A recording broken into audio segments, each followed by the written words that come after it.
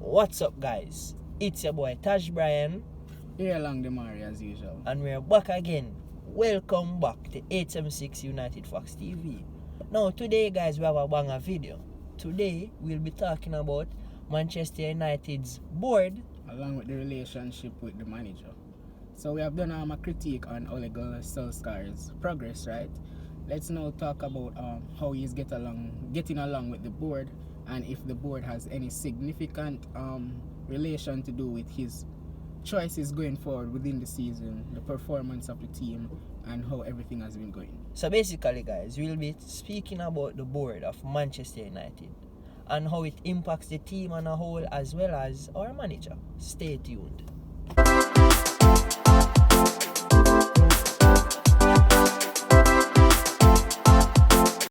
So, first order of business, guys. Does Manchester United have a competent board? Do we even have a sporting director? No, we don't. We have Ed Woodward, who is an accountant, who is our acting sporting director. First of all, he's supposed to be the CEO of Manchester United, appointed by the Glazers, but because there is no sporting director present, he now has to fill that void and take up that role, right? So he's both our CEO and our sporting director. Yes. So, with that in mind, it's quite evident as to why Manchester United has issues when we're negotiating with contracts and other things regarding the club. Exactly. You're a sporting director. You're supposed to have an adept knowledge of football, right? You're supposed to be experienced in the field. You're supposed to be renowned. Remember, Ed Woodward only has an accounting degree.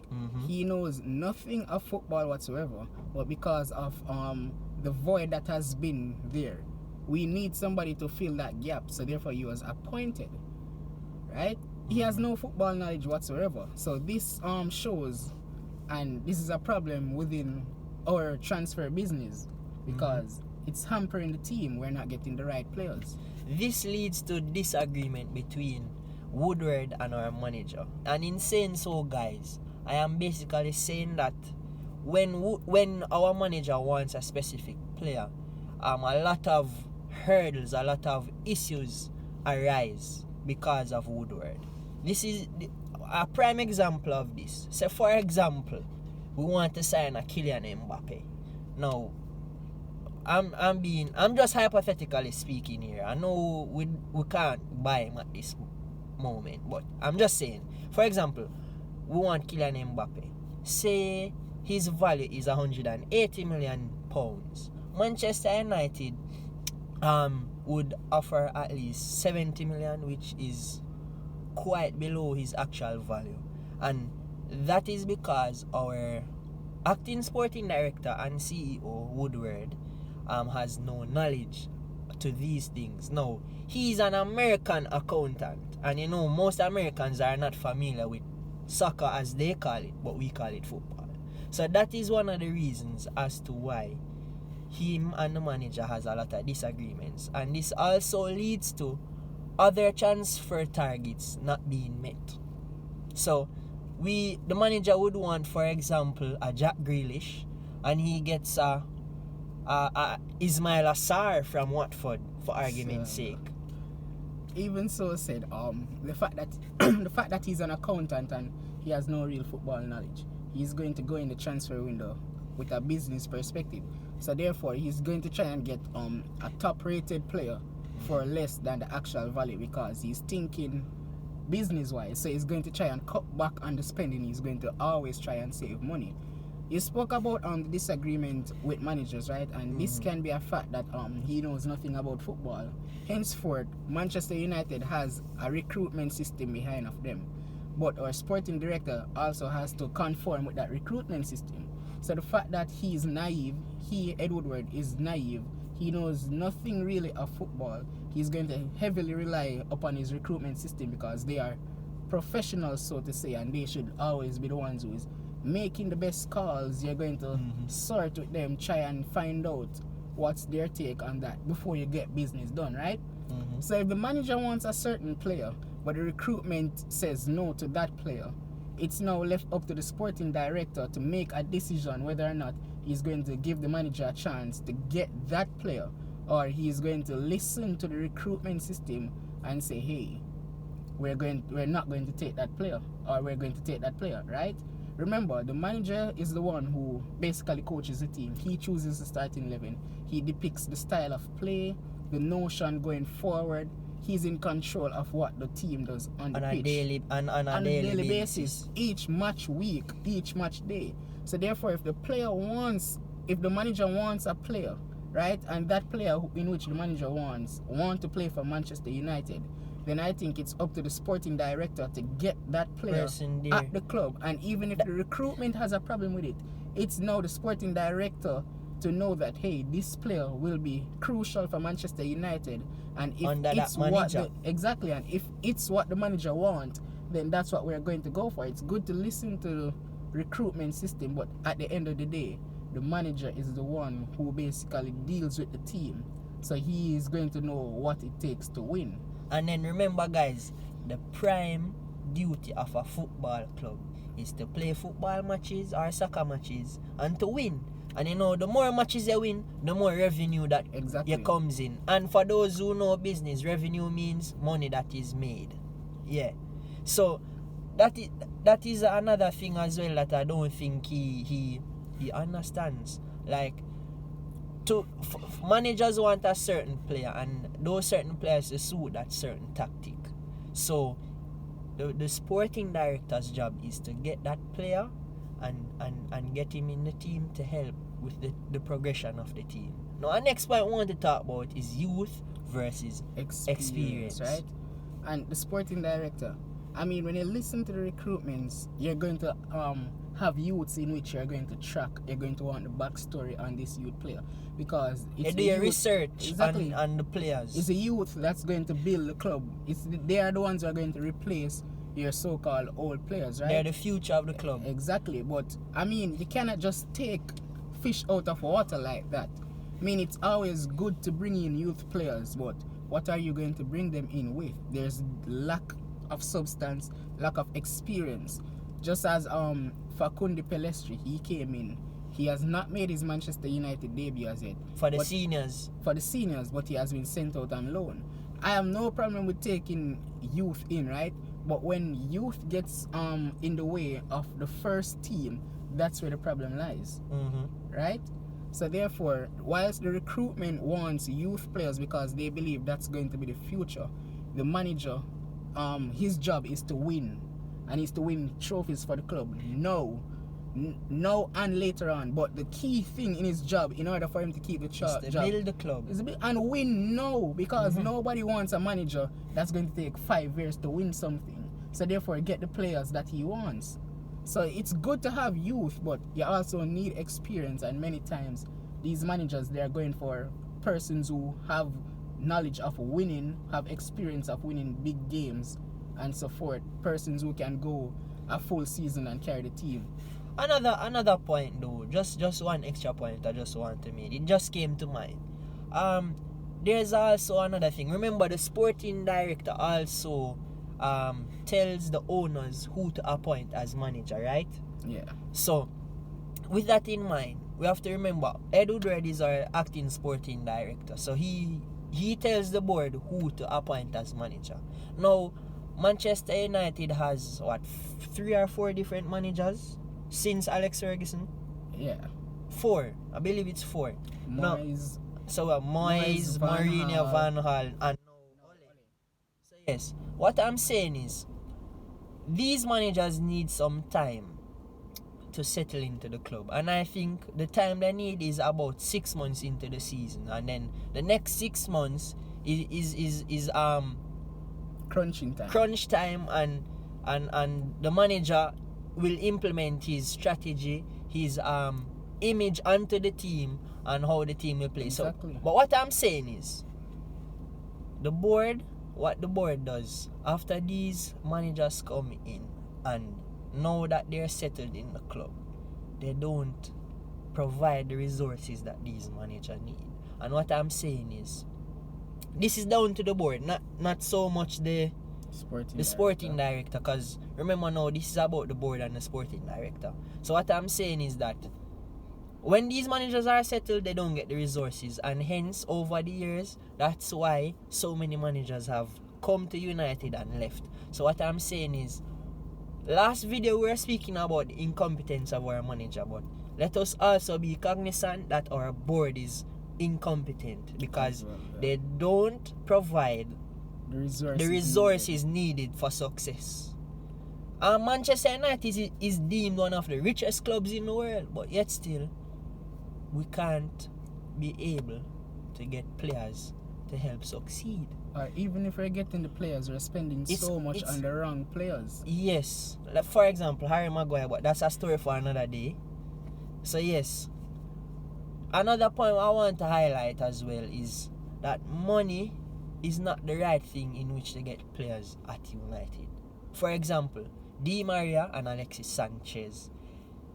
It was said that by those two players that they didn't want to come to United, but our incompetent acting sporting director, Woodward, he influenced them by using money to get those players to the club. So my issue here is, before finding out from the players if they aspired to play for United, he just said, look, I know you're a talented player based on watching probably YouTube clips or whatever he uses, and just say, come, I want you at the club. Here is 50 million for 2 years for argument's sake. And they come. But look, that shouldn't be the way, and that's not the wisest way. Yeah, money should not attract players at all, because before you even convince a player to join Manchester United, that player should have it in mind that he already wants to join Manchester United. Manchester United is such a big club. So if you have to think twice about playing for the club, then you should not be there. Because as a player and the degree of Manchester United, as Manchester United come knocking on your door, you're supposed to say yes. You're supposed to grow up and thinking that this is the best club in the world. I want to give my all for them. So when they use money to attract a player now, they're not going to play for the badge. They're not going to play for the badge. Just there, whether or not they start or not, they won't feel guilty, because end of the day they're getting this big lump sum of cash, and they're not going to do their best, because guess what? They weren't at the club to be at the club. They were there just to get their pockets filled. So therefore, money to attract a player is definitely the wrong approach. Exactly, and that's just one of a lot of things that our current sporting director is doing, that it needs to change. Because look, over the years we have issues getting in the right players. Yes, when you get these players, they are high profile players, they have a lot of potential, but they're probably not the best suited player for the club. But that is down to our sporting director.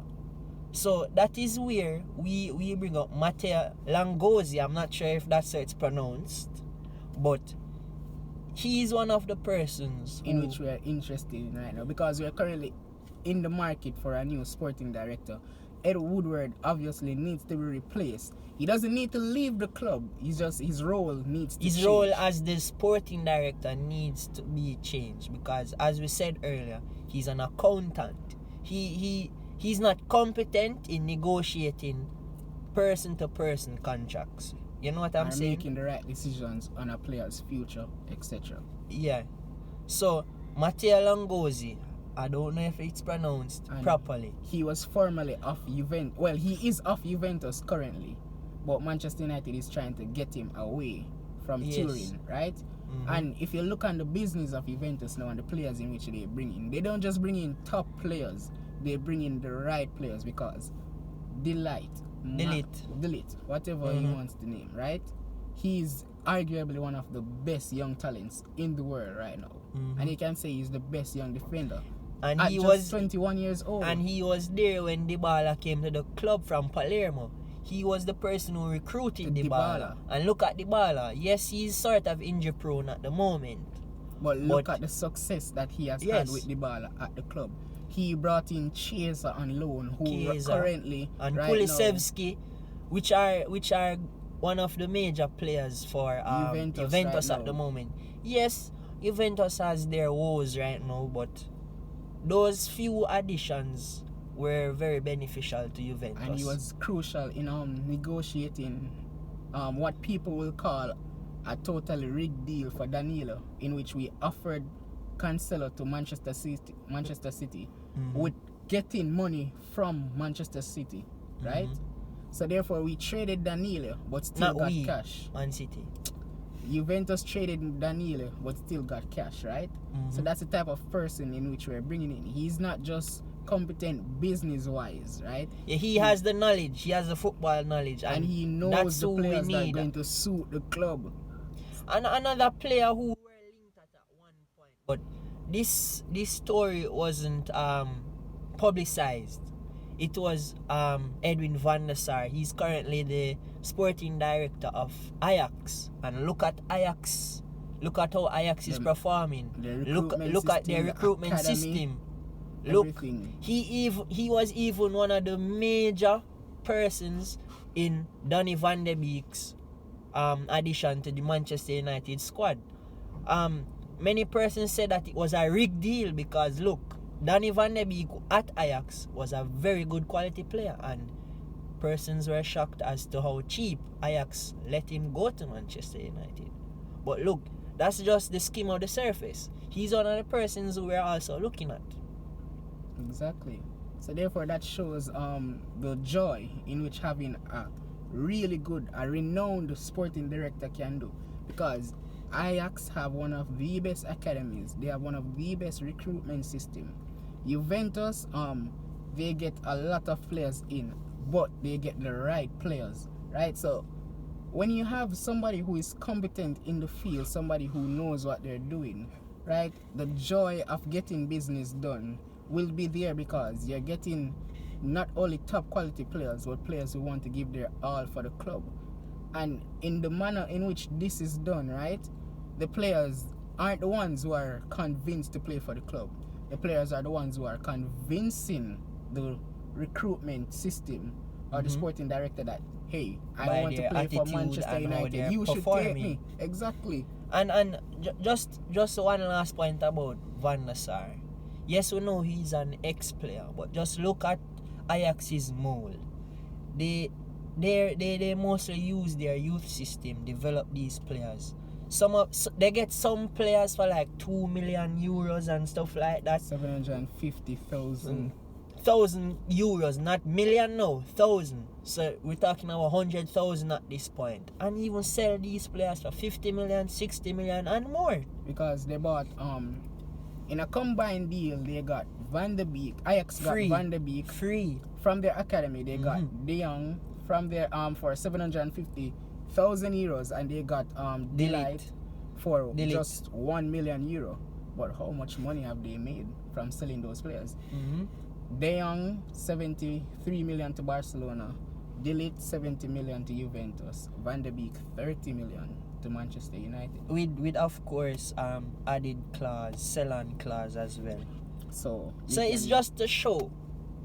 Look at all of those persons out there who can assist the club. The club is interested, but no one has taken that step as yet to appoint anyone who is competent enough. Well, let us know, guys. What do you think? What do you think? Does Manchester United need a sporting director? Should it be one of us? So yes, guys, remember to like, share, and subscribe to 876 United Fox TV. And don't be afraid to leave a comment. Yeah, man. And we're out.